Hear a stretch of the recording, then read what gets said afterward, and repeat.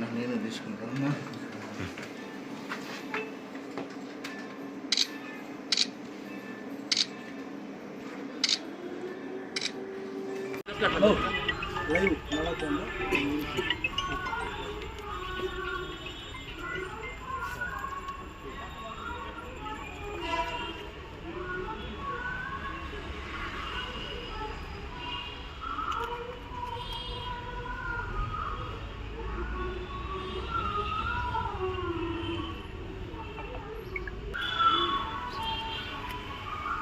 పలమనేరు పట్టణం నందు ప్రభుత్వ ఆసుపత్రి నందు జరిగినటువంటి సంఘటన చాలా దురదృష్టకరం, చాలా బాధాకరం. ఎందుకంటే గతంలో ఎప్పుడు కూడా ఇటువంటి సంస్కృతి ఈ పలమనేరు నియోజకవర్గంలో జరగలేదు.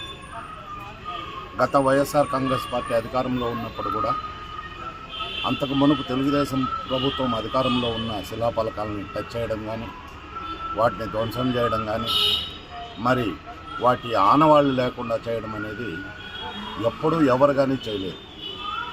కానీ ఈరోజు కొంతమంది తెలుగుదేశం నాయకులు లోకేష్ గారి జన్మదిన సందర్భంగా, మరి ఆయన రెడ్ బుక్ పరిపాలనకు నిదర్శనంగా, మరి ఆయన దృష్టిలో పడాలనో ఏమో తెలియదు కానీ, మరి ఈరోజు ఇంత అరాచకమైనటువంటి నీతి మాలిన చర్యకు పాల్పడినటువంటి ఈ తెలుగుదేశం నాయకులకు ఇంతకన్నా సిగ్గుచేటైనటువంటి సంఘటన నియోజకవర్గంలో ఇంకొకటి ఉండదు. ఎందుకంటే గతంలో మాజీ శాసనసభ్యులు వెంకటేగౌడ గారు శాసనసభ్యులుగా ఉన్నప్పుడు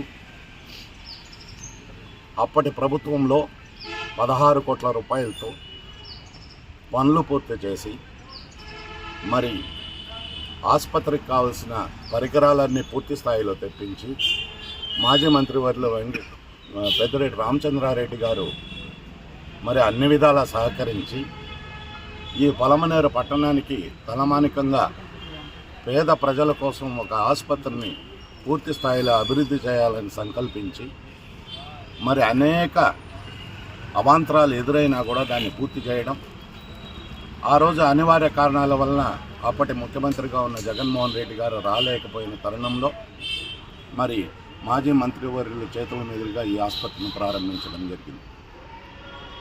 అప్పటి నుంచి కూడా పేద ప్రజలకు కానీ, సామాన్యులకు కానీ, మరి ధనికులకు కానీ ఎవరికైనా కూడా పూర్తి స్థాయిలో పలమనేరు పట్టణంలో ఆసుపత్రి ఇంత అధునాతనంగా నిర్మించారంటే అది జగన్మోహన్ రెడ్డి గారి గొప్పతనం అని చెప్పి అందరూ కూడా అక్కడికి వెళ్ళి వైద్యం చేయించుకున్నవారు మాట్లాడుకుంటున్న సంగతి విదితం. మరి ఈరోజు మీరు ఎందుకు ఇటువంటి సిగ్గుమాలిన పని చేశారని చెప్పి ప్రశ్నిస్తున్నాం. మీరు చేసిన పనికి నిదర్శనాలు సీసీ ఫుటేజ్ ద్వారా క్లియర్ కట్గా అక్కడ ఆసుపత్రి సిబ్బంది చేత మీరు తొలగింపు చేయడం, మరి ఇటువంటి సంఘటనని చేయమని ప్రేరేపించింది మిమ్మల్ని ఎవరిని?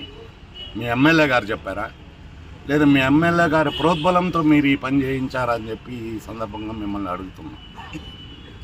మేము ఎవరిని సద్విమర్శకు పోతాం కానీ, సైద్ధాంతికంగా కానీ, ఒక రాజకీయ సిద్ధాంతంలో మిమ్మల్ని విమర్శిస్తాం కానీ ఎప్పుడు వ్యక్తిగతంగా విమర్శించు. మీ శాసనసభ్యుల వారు మీకు ఈ విధంగా చేయండి అని చెప్పి మీకు హుకుం జారీ చేసి ఉంటేనే మీరు ఈ పనికి ఒడిగట్టారు.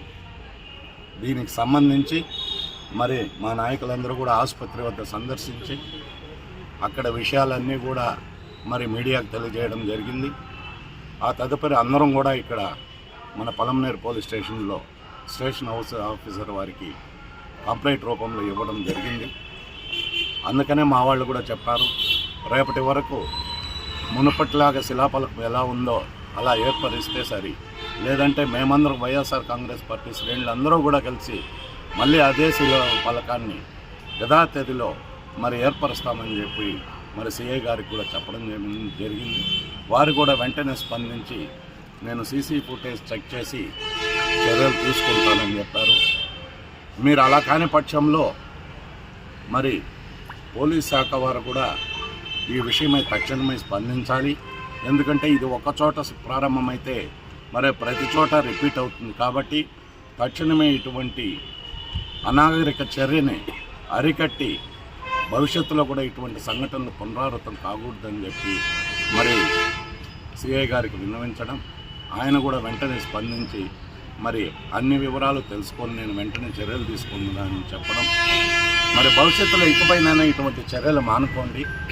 అభివృద్ధి పదంలో మీరు దయచేసి మీరు కూడా 4 అభివృద్ధి కార్యక్రమాలు చేయండి, మేము కూడా సంతోషిస్తాం. అంతేగాని ఎప్పుడో చేసిన అభివృద్ధి కార్యక్రమాన్ని ఈరోజు మీరు ఒక కేవలం దుర్బుద్ధితో ఈ విధంగా చేయడం సరికాదని చెప్తూ ఈ సందర్భంగా మరొకసారి మీకు హెచ్చరికలు జారీ చేస్తూ ఇంతటితో ముగిస్తుంది. Thank you.